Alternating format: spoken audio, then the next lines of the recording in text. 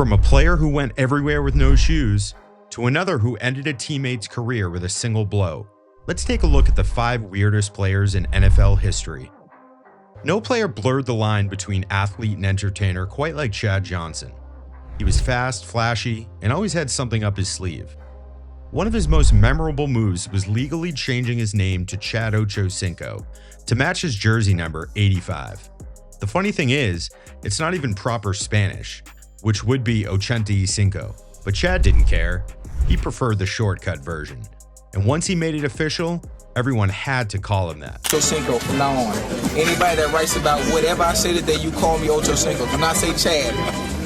You're gonna get a pay cut. Chad wasn't just about the name though. This guy was a complete showman.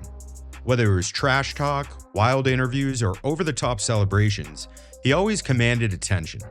And he backed it up with his play, finishing his career with over 11,000 receiving yards, 766 catches, and 6 Pro Bowl appearances. Early in his career, Chad actually lived inside the Bengals stadium for 2 years, and here's him telling us why. Listen, the NFL stadium has a player's lounge. It has a couch. It has a kitchen. It has food. It has shower. What am I going to buy a place for, and everything I need is right here where my job is? What's the point? If his housing situation was unique, his diet was downright baffling. While most NFL players follow strict nutrition plans, Johnson proudly ate McDonald's every single day, including on game days. But somehow, it worked for him. And then, of course, there were the celebrations. Perhaps his most unforgettable moment came in 2005, when he scored a touchdown and proposed to a Bengals cheerleader in front of the entire crowd. While Chad made his mark with flash and flair, our next guy is weird in a totally different way, starting with his feet. Mack Hollins, nicknamed Tarzan, doesn't need flashy celebrations to get attention. All he has to do is walk into the building, with no shoes on. It all started when he was dealing with a groin injury. Some therapists in Australia got him into this whole barefoot training thing. You know, the idea that ditching shoes helps with balance, recovery, and overall health. Once he felt the difference, shoes became optional in Tarzan's world.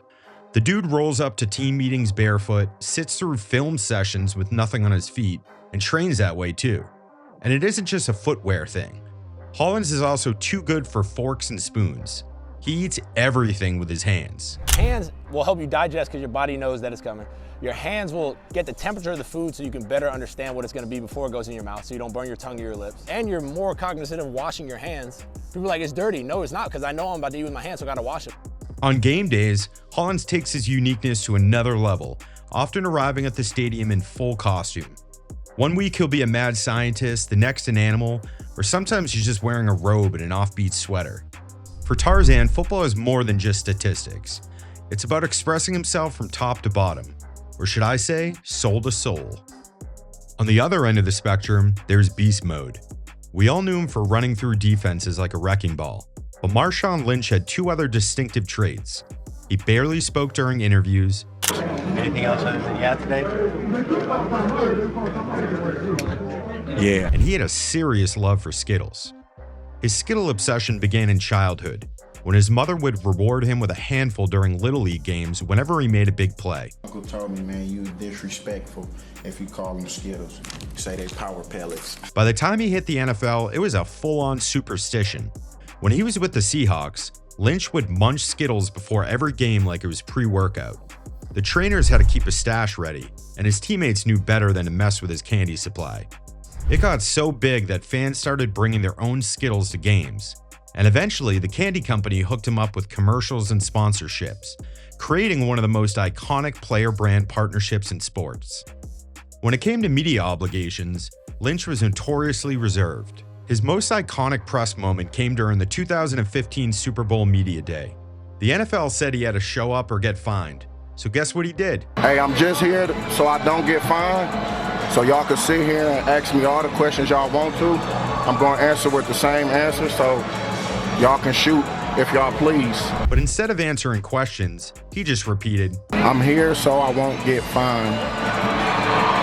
I'm here so I won't get fined. He said that exact same line 29 times. And it wasn't just for laughs. The NFL had already hit him with a $50,000 fine for dodging the media before. Despite the off-field antics, Lynch was a dominant force on the field, finishing his career with over 10,000 rushing yards. Week after week, through injuries and punishment, he suited up and delivered. Even back in college, Lynch was a character. After scoring a game-winning touchdown against Washington in 2006, he jumped into an injury cart, took the wheel, and drove it around the field in celebration, spinning, laughing, and swerving past teammates in pure Marshawn fashion. If Lynch was the quiet weird type, Bill Romanowski was the scary weird type. Romo was intense, emotional, and constantly crossing lines. His competitive fire made him a beast on the field, but it also led to some seriously ugly moments. Like in 1997, when he straight up spit in J.J. Stokes' face during a game against the 49ers. Even his own teammate Shannon Sharpe was disgusted, saying, "I think that's the worst thing you can do to a person, especially if our background and our race is to spit in his face." A few years later, Romanowski and Sharpe ended up on different teams. During one game, Romanowski tackled Sharpe so violently that he dislocated Sharpe's elbow. Romanowski's intensity wasn't limited to game days. His training regimen was extreme.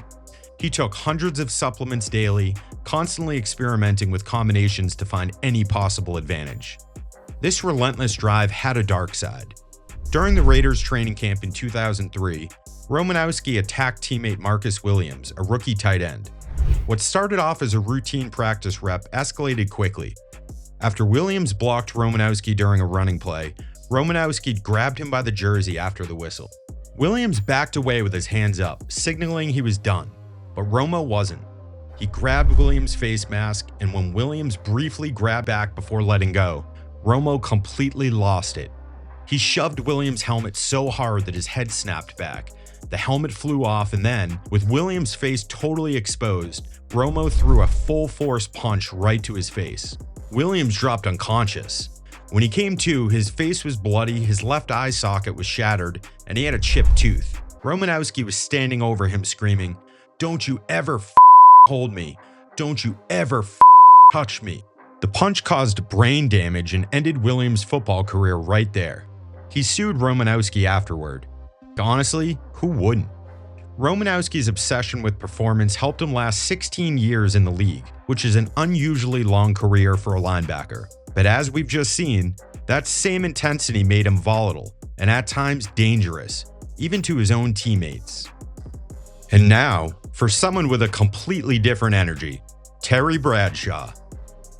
What I wouldn't give right now to put my hands under Mike Webster's butt just one more time. While he won 4 Super Bowls and had an incredible arm, his larger-than-life personality made him part of our list. Early in his career, Bradshaw wasn't always comfortable with public attention.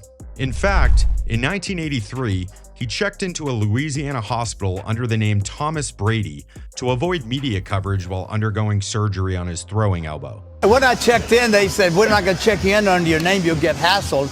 What do you want to go under?" I said, "Put me under Thomas Brady." That's how it happened. Ironically, the real Tom Brady was just 5 years old at the time, which makes the whole thing a wild coincidence that almost feels prophetic in hindsight.